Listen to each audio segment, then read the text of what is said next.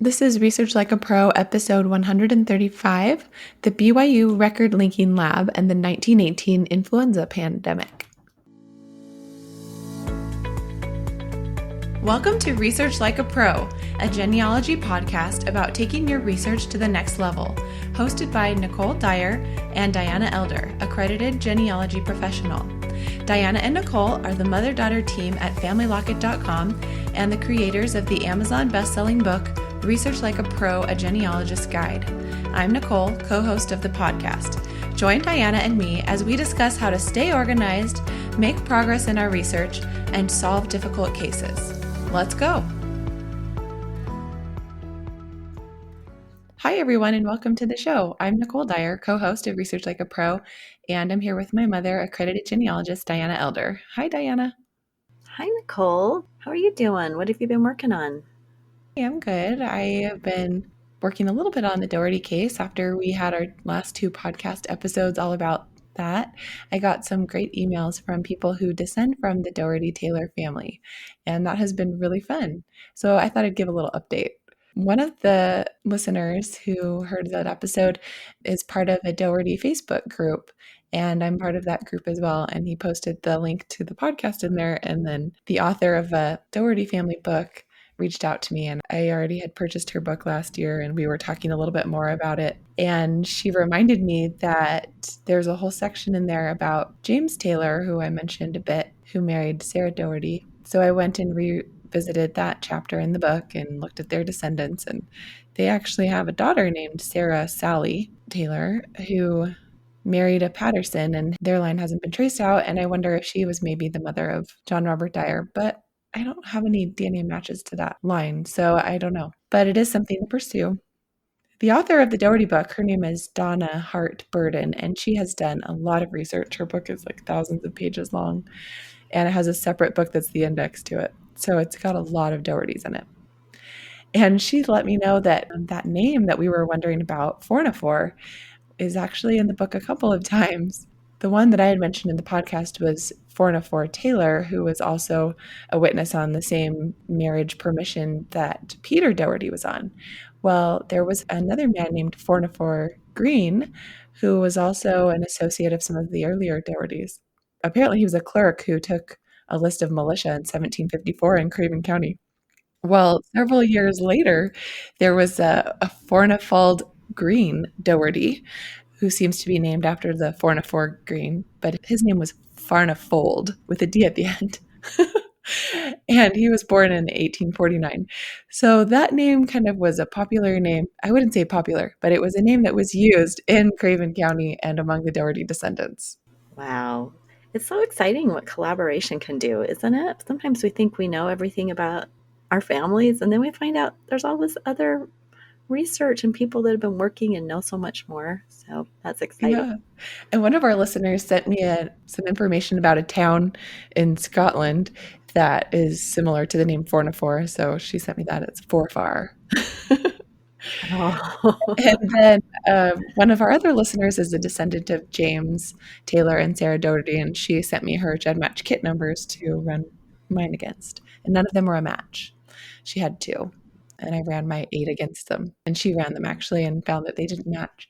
But it was interesting to correspond with all these Doherty people. I love it. It's great to collaborate, and hopefully I'll be able to figure out the answer to why the Dyers match this cluster of Doherty descendants someday. That's going to be fabulous when you do. You work so hard on it. But, especially when working with DNA, sometimes it just takes the right people to test and to get the matches that you need. And so eventually, hopefully that will happen. Mm-hmm. Well, let's talk about our announcements for the day. We have our study group for 2021, the spring group starting in March, and we have a few spots left in the afternoon and evening groups. So anyone who's been thinking about joining a study group, this might be the perfect time for you. We love working with individuals, helping them learn how to do the Research Like a Pro process and get lots of feedback and help with their research. And then we're also excited that we have launched the Research Like a Pro DNA e-course.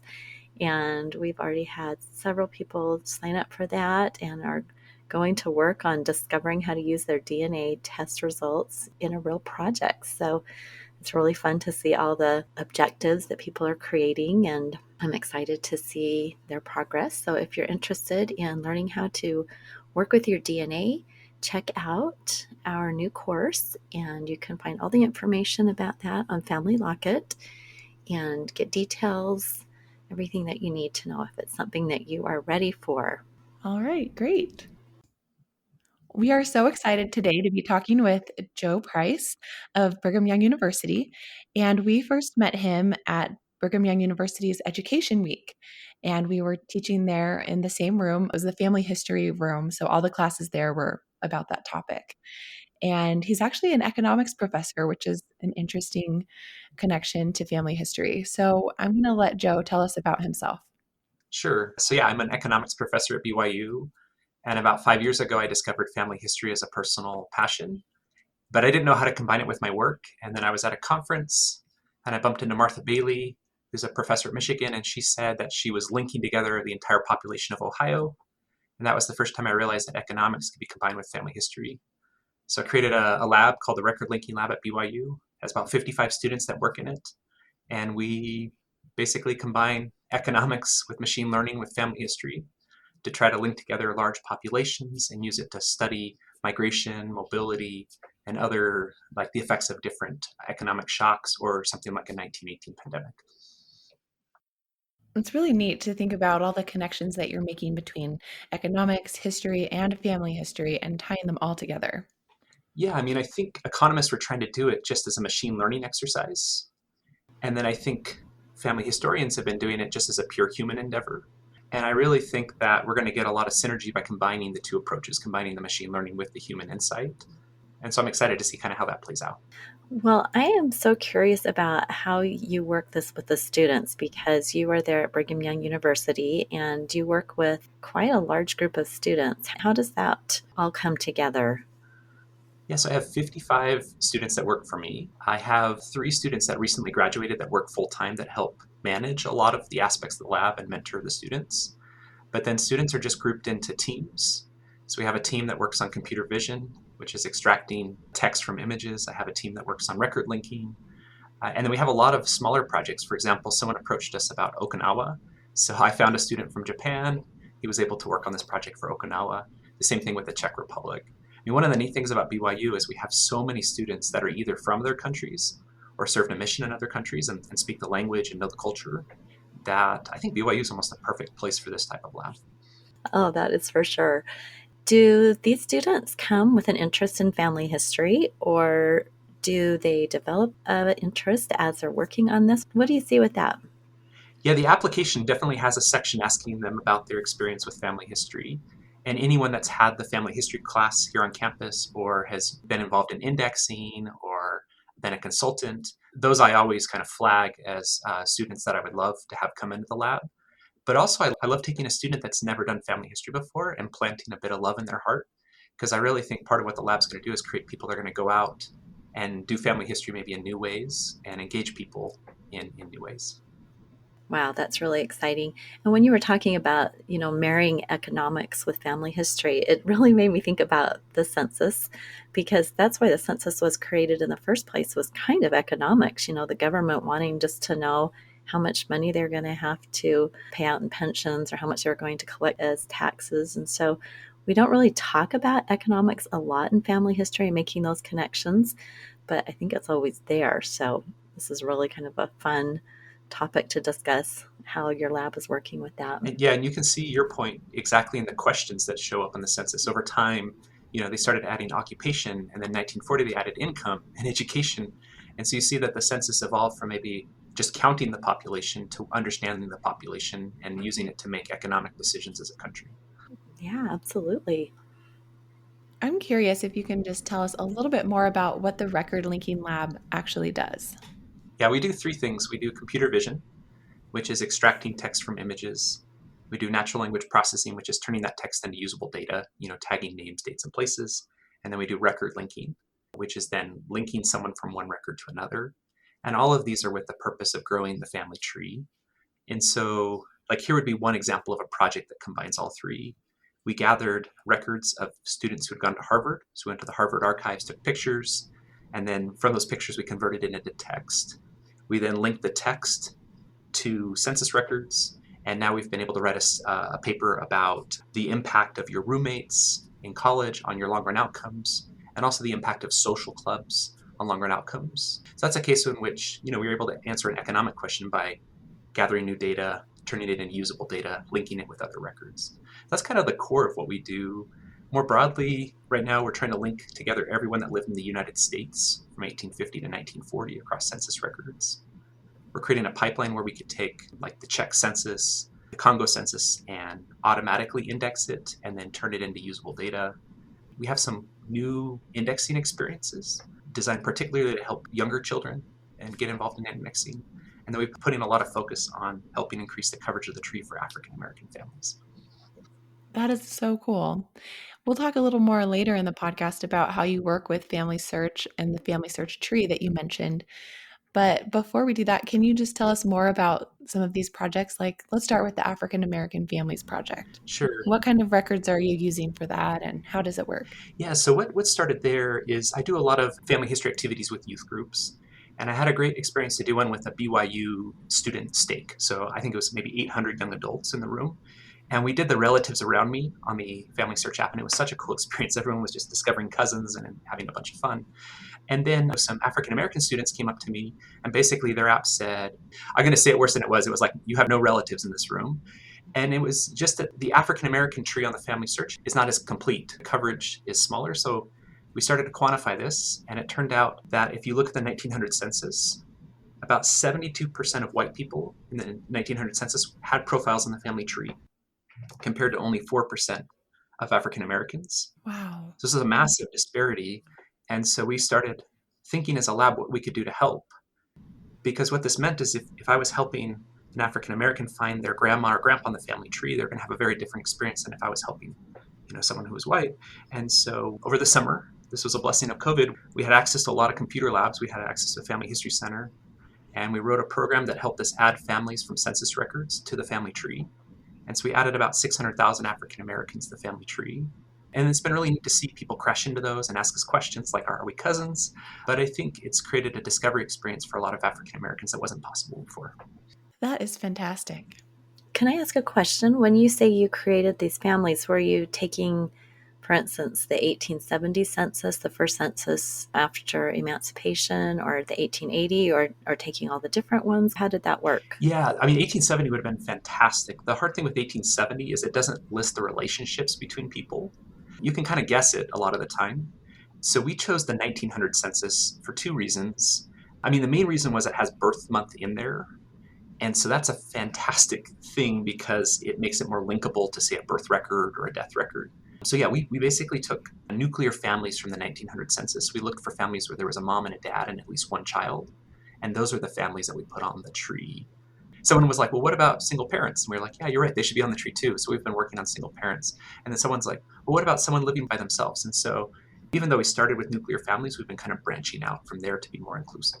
That's wise. 1900 does give you so much information. And by then, a lot of times an African American family is settled on a cohesive surname because those surnames change sometimes between 1870 and 1900. And so maybe that would be the surname that they follow going forward into the 20th century. So very interesting to know how that came about. And then, of course, as that goes on to the FamilySearch family tree, then I'm guessing other record hints start coming up for that family that can be attached and flesh out the family. Yeah, and that's why we focus on families, because it gives you multiple people that can have record hints. And so it's really great because once you put the whole family on the tree, then maybe one of the kids a record hint will show up for their marriage record. And in that marriage record, it'll list the maiden name of their mother. And so then you can go and put in her maiden name, which is great because then maybe that'll allow you to find her in the 1880 census. And so really, these islands that we put on the tree, even though it feels like it's unconnected to begin with, it's amazing how quickly those islands connect with each other and then start to connect with the bigger tree. That's what I was wondering is how you add them to the tree. So you add them as an unlinked family, and then hopefully are able to link them in somehow, or another user could come in and find them and link them to their family. Yeah, so we add them as an unlinked family. You'd see a father, mother, and then the kids, and then they'd be attached to the census. And then what happens is as those hints start to appear, we share those with some volunteers that are helping us. We have kind of a map app and then a Google spreadsheet, and they're just basically working through those hints and using those hints to connect the island to other stuff. Great. So we probably have listeners who are wondering how they can be part of this and how they can volunteer. So maybe in the show notes, you can give us a link and we can put some information for how to volunteer. For sure. Okay, tell us more about some of your other projects. Don't you have one that's just kind of general about censuses? Yeah, so the Census Project is linking people across all the US censuses that occurred during their lifetime. We call this a census tree. And so the way you can think about this is the family tree is a tree that's been created by people, connecting people together. The census tree is a way of just connecting all the records together. And then for each person, you can see each of the censuses that they show up in, and then you can see who their parents are, their spouse, siblings, and children. And using just these two pieces of information, the link to the censuses and link to family members, you can actually recreate family trees.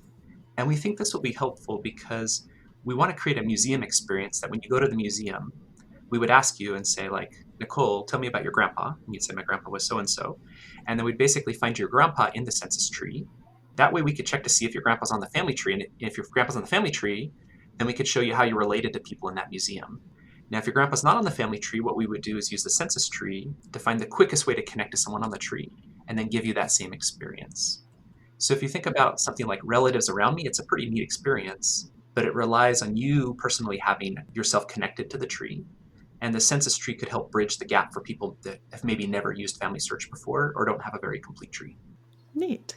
So what is the output of this museum experience going to be? Is it going to be a website? Where will the census tree be? Is it something you will have only and then people will come to it through you? Our goal is actually that the census tree and the family tree will just slowly get to be more and more similar to each other. So I think our ultimate goal is that the family tree will be complete. We always think of the census tree as like an intermediate step to help people who have never used FamilySearch before. So really, I think the magic will happen behind the scenes. From the user's experience, all they'll know is that they told a computer something about their grandpa, and suddenly they were given a list of people in the museum that they're related to and how. And so we think this will make museums a more personal experience. It might draw younger people to use the museum when they see that they're part of these things and maybe make history more real for them. So right now, that is just a project that's living on your servers there at Brigham Young University. That's not anywhere public yet. Is that right? Yeah, it's not living anywhere public, but it's informing the way we find record hints. And so when volunteers help us do record hints, really the census project's happening in the background. And now we're trying to find ways to make it of a more public experience. It's a little harder with a lot of the museums closed, but like our hope is once, life goes back to normal, we'll be able to start to use it in that way.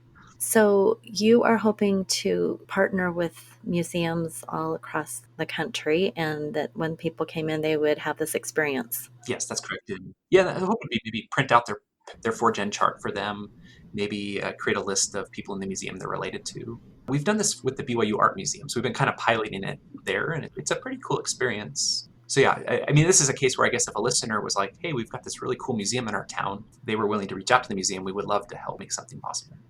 That is so interesting. And if it was just a matter of having a computer and being connected to the website, it sounds like it would be pretty simple for even just a small little historical museum. Oh yeah, for sure. And we even make it so it works on your phone. So like at the BYU Art Museum, we have these little QR codes, you just scan them, and then it shows you how you're related to the artist. Local museums are actually perfect for this because the people in the community are likely going to be related to the people depicted in the museum. So that's going to be a really great experience. Oh my goodness, that is so fun. Well, I'm thinking of my hometown. I grew up in Burley, Idaho, and they have this little Cadgett County Historical Museum with all these artifacts, and my grandpa donated a cabin. And how fun if somebody could go in there and then see how they connect to these people, that their stuff is everywhere in the museum. I can just really envision this being amazing. So thank you for explaining how that works and coming up with this idea. How fun.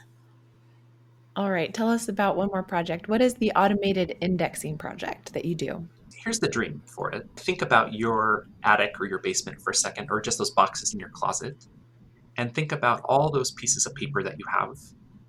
Some might be records, some might just be written notes or things. What if we could scan all of those and convert them into searchable data? Now, that's still pretty far into the future, so we're trying to move in that direction by thinking about large data collections that we can automatically index. So right now we're doing the 1940 census, which has been indexed, but there's a whole bunch of rich fields in the index, like occupation, income, industry, and such. And so we're teaching a computer how to find those fields and extract the information. We're also using the same tool to do countries where we have not indexed the census records. So the Czech Republic is a country that would be so neat to provide a discovery experience for people, but the indexing is going pretty slow. And so we're teaching the machine how to figure out the structure of the form, extract the name, extract the birthplace, extract the birth year, and all those other pieces of information. So that's the machine part of it. And the machine does a pretty good job. So the question is, how could a human help the machine? Well, we've created a fun way to do indexing. We call it reverse indexing. And what we do, like if you were to type in Dyer, then I could show you all of the images that the computer thinks is DYER. And then you could look at them and see if you agree. And if you disagree, you just click on them and then hit submit. And the act of clicking on them is basically telling the machine you were wrong. And that's what we call it reverse indexing, is instead of trying to figure out what it is, you're just telling the machine what doesn't belong. And the thing I've loved about reverse indexing is that my 6-year-old daughter, who I don't think anyone would have ever thought as being an indexer, can actually type in price, and she's gotten pretty good to know what price looks like. The other cool thing about this is it works really well on a phone or a tablet. And so now it's being put on tablets that are going into the prison system. And so this is a form of service that those in custody can perform. And I think this is a population that, in the past, for them to do indexing, they'd have to go into a computer lab. And right now those labs are kind of locked down because of COVID. But with the tablets, we might be able to reach more people, give them a small way to contribute. Wow, you said so much I want to respond to. The first thing is that I have tried reverse indexing because I saw a link on Twitter and it was kind of fun. It's like a game.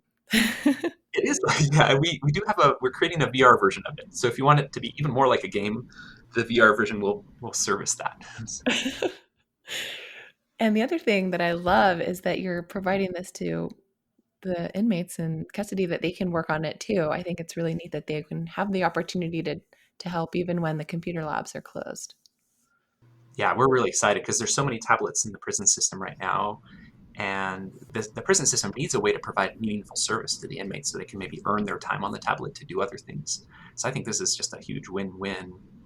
But ultimately, it's like, how do we involve more people in family history so that their hearts can be touched? And I've seen the impact of indexing on a lot of people. And so I'm just trying to think of how to make index kind of an easier entry point. Because reverse indexing, there's really no instructions. You just kind of open it up. You don't really log in, and not everyone likes that approach. But what I like about it is it allows me to work with a large group and just have them try it out for a few minutes. Yeah. So that might be a way for them to go, oh, indexing is fun.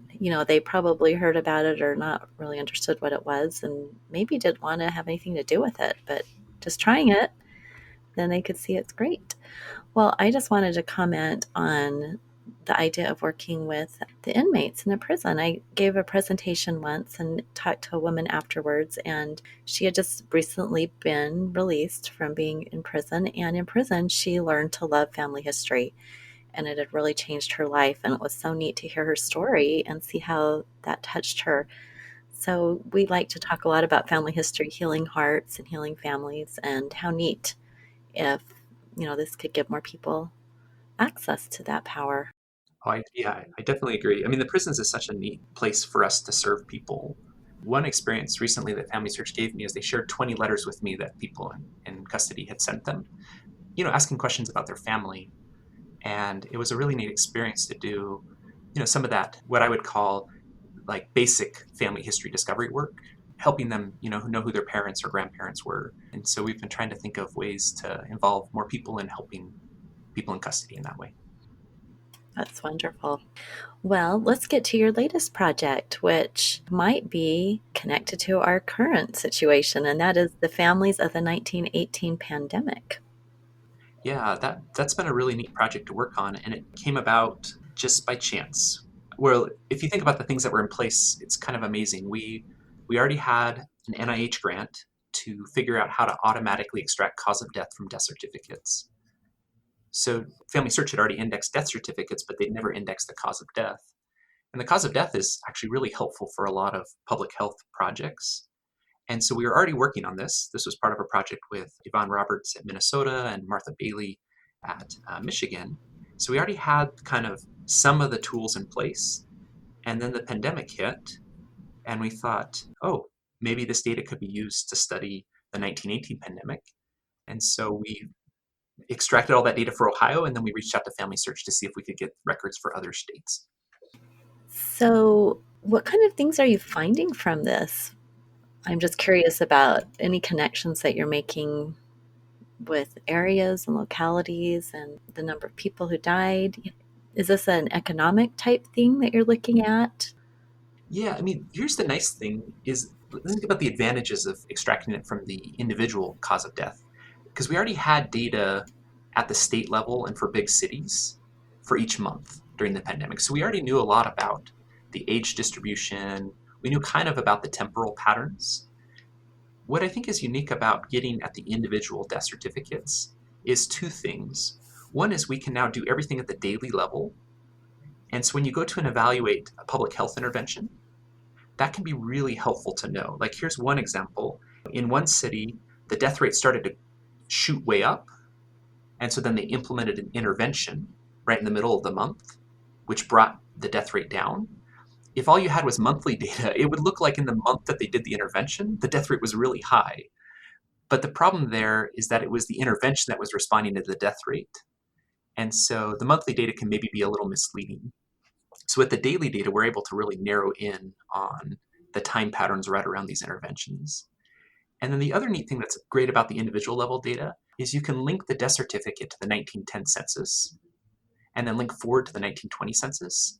And so you can actually learn things about those who didn't die, who were from the same family, because we don't know what the consequences were for people who were in the household that lost someone during the pandemic.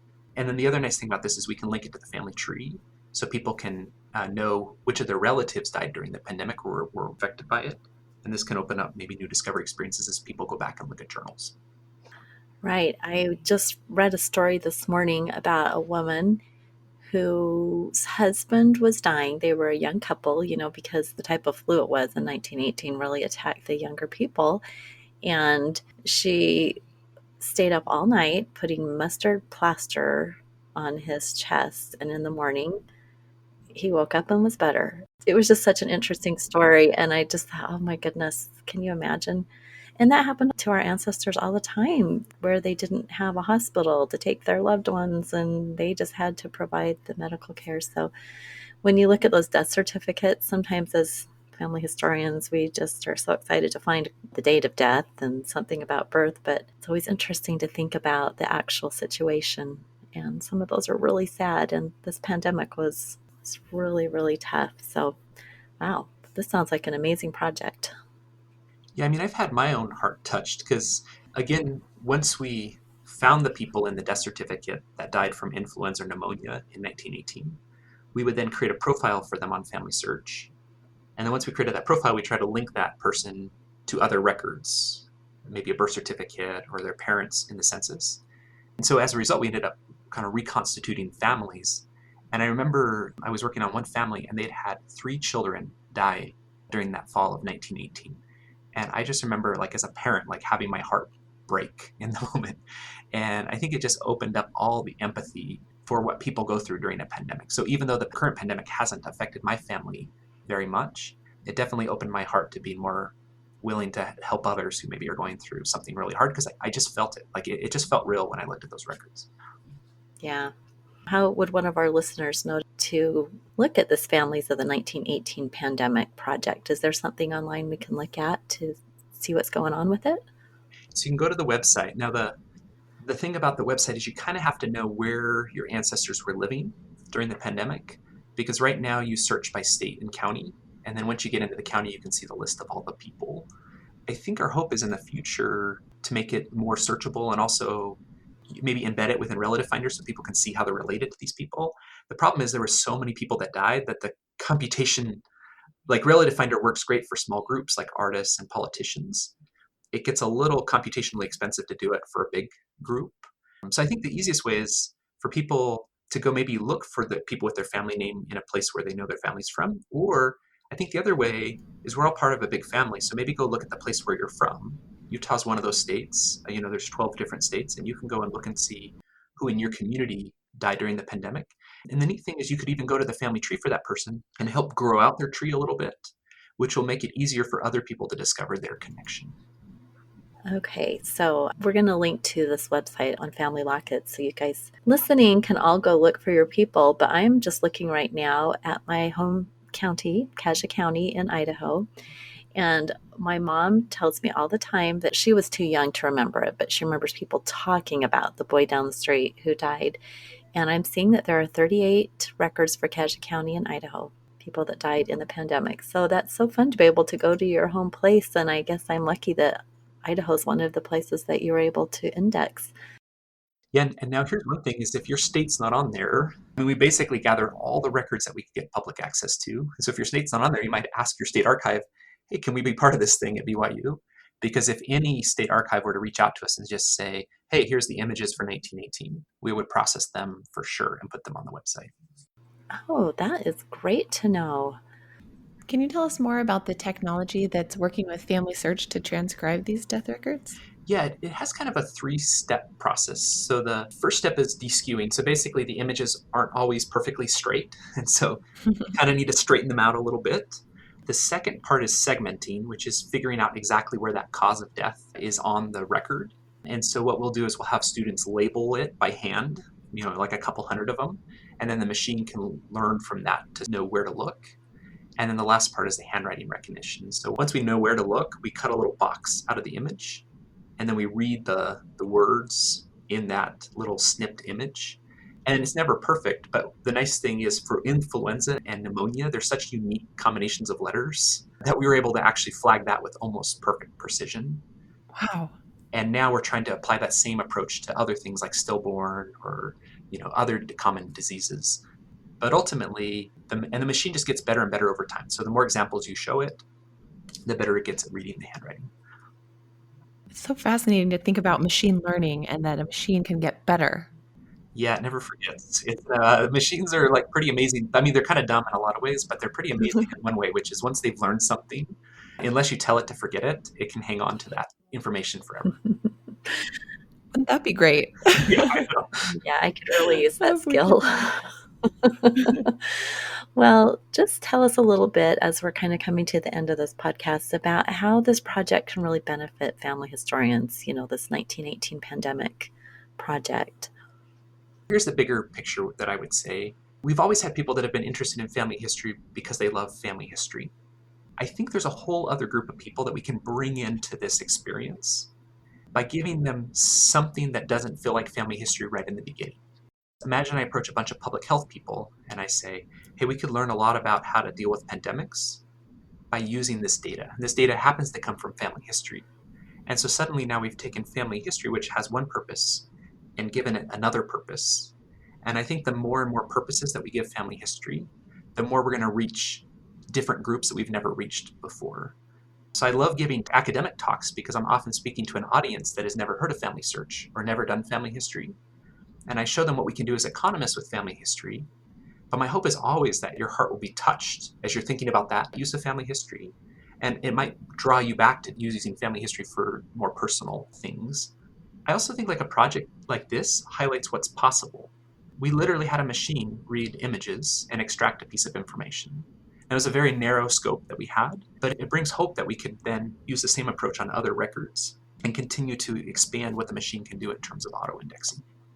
Yeah, I remember hearing David Rencher talk about this auto-indexing a few years ago and thinking, wow, that would be so neat. And it's exciting to hear that you are actually putting it into practice. And I'm sure you are learning so much with every project, how to make it more effective and better. So, wow, thanks for sharing so much about that with us today. And I guess one thing with that, Diane, is I really think that auto-indexing is going to move faster than we ever thought possible and touch us in ways that we wouldn't have imagined. So here's one thing I gave to my dad for his birthday this last year. He lent me his mission journals. And so I took pictures of all the pages in his mission journals. And then I taught a machine to read his handwriting. And it took a lot of training. I had to kind of teach the machine a lot. But in the end, the machine was actually pretty good at reading his journal. And so I was able to give my dad back a fully searchable journal so he can go and look up specific experiences and places and people. And then I was able to start to use the people in that journal and try to look for them, either them or their descendants. And that's been a really neat experience to think about. My dad's journal is just one little record that nobody has ever had access to. And it mentions a whole bunch of people. And so people can learn about themselves by looking at that one record. And so I think historically what we've done as family historians is go try to look for the needles in the haystacks, but there's a gajillion haystacks to look in. I think what would be really neat is if all of us just grabbed the haystack that was closest to us and grabbed all the needles in that haystack and stuck them on the family tree or made them searchable so that everyone has access to every needle everywhere on the planet. And I actually think that way of doing family history might be closer than we could imagine. Well, that is super exciting because we talk a lot about going to archives and looking for manuscript collections, things like your dad's journal that have the clues to our ancestors way far back. And so, wow, how exciting would that be if in all these different, well, like you said, we all have our own family archives, right? But then as that expands to archives and libraries and museums around the world and more of those materials become available, maybe we will actually be able to solve more of our family history mysteries that we've been puzzled with for so many years. So exciting. Yeah, and I think it's also a complement to professional genealogists, which is it's going to draw more people into the family history umbrella. And as people come in, they're going to have harder and harder problems to solve.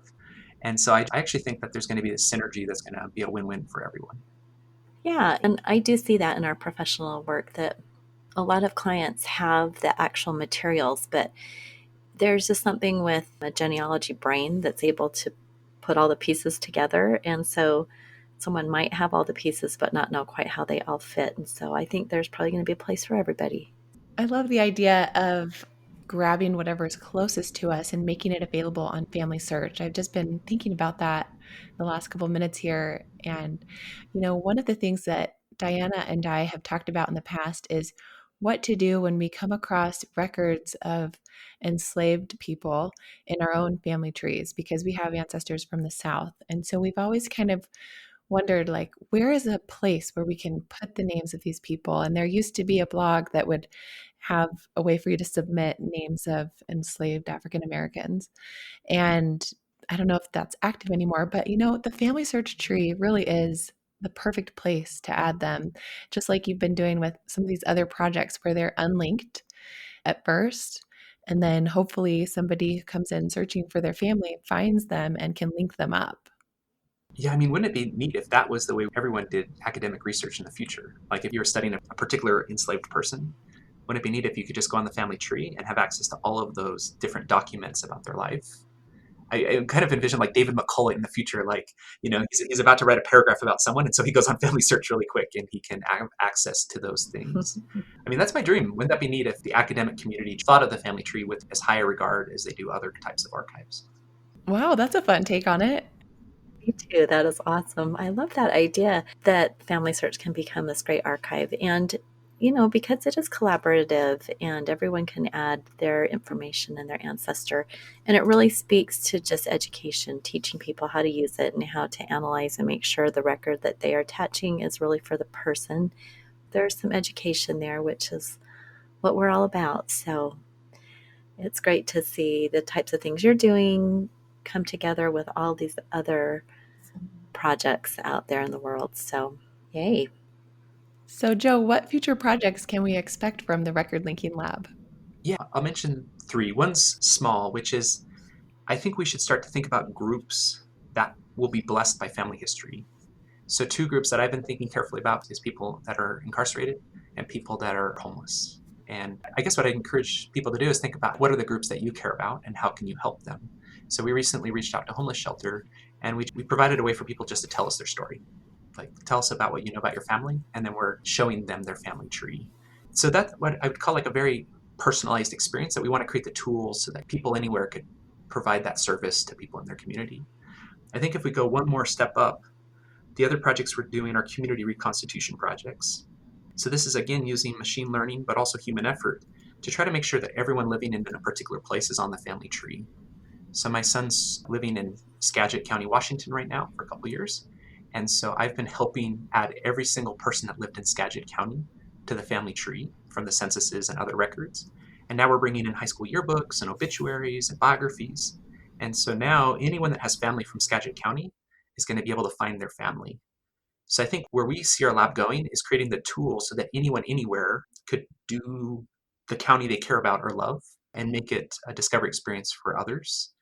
And then the third level is, well, can we do this for the whole world? And the question is it possible to gather every person that's ever lived on Earth into one place? And the place where we're going to start is something called the Database of Human Lifespan. And so we're now starting to pull together as many death records as we can around the world and see if we can gather usable data about human lifespan, which we think will attract the interest of scientists, but will ultimately gather together the data needed to build the family tree for the whole world. Wow, those are some really amazing goals. The one I want to mention real quick is when you mentioned homeless people, and we actually had a really interesting guest blog post in December about a group that's doing that in Sacramento called Olive Branch Connections. And maybe Diana could tell us more about what they do. So this nonprofit does research for people in the homeless shelter, and when they're ready to leave the shelter, they present them with their family history and give them stories, and they're looking specifically for stories about ancestors that overcame really difficult things, because that gives a person strength that they too can overcome. And so anyone who wants to participate in doing research and trying to find the family tree of a homeless individual can be part of Olive Branch Connections. So the article just really discusses the great blessing it has been to a person who temporarily or maybe habitually is homeless and is feeling, hopeless and full of despair, and how it has really changed their lives. So that's neat that you have also been thinking along those same lines of working with the homeless population and how family history can help to bless their lives. Yeah, that's amazing. I mean, those are the groups that we love hearing about because I think when you hear about a success like that, then it encourages other people to do the same. And I guess the way I view the future of my lab is to be kind of maybe the little magic that happens in the background that you don't really notice, but it maybe helps accelerate the work that groups are doing. Well, thank you so much, Joe. We have loved hearing about the magic your lab is doing, and it fills me with excitement for the future with all the machine learning and the wonderful building of the family tree that you're doing at FamilySearch. So thank Oh, you. thanks. It was great to be on your show. Well, we're excited to hear more, and maybe in a year or two we'll have you back on and you can tell us about your next latest and greatest project, because it sounds like the ideas just keep coming to you. Or to the students. I mean, the nice thing is I'm around some very young, energetic people that don't know it's possible or not. So they do dumb things, but they sometimes will do things that blow my mind. And so That's great. I love it. Well, thank you so much. And to all our listeners, have a great week, and we'll talk to you again next week. Bye-bye, everyone. Bye-bye. Thank you for listening. We hope that something you heard today will help you make progress in your research. If you want to learn more, purchase our book, Research Like a Pro, A Genealogist Guide, on Amazon.com and other booksellers. You can also register for our Research Like a Pro online course or join our next study group. Learn more at FamilyLocket.com. To share your progress and ask questions, join our private Facebook group by sending us your book receipt or joining our e-course or study group. If you like what you heard and would like to support this podcast, please subscribe, rate, and review. We hope you'll start now to research like a pro.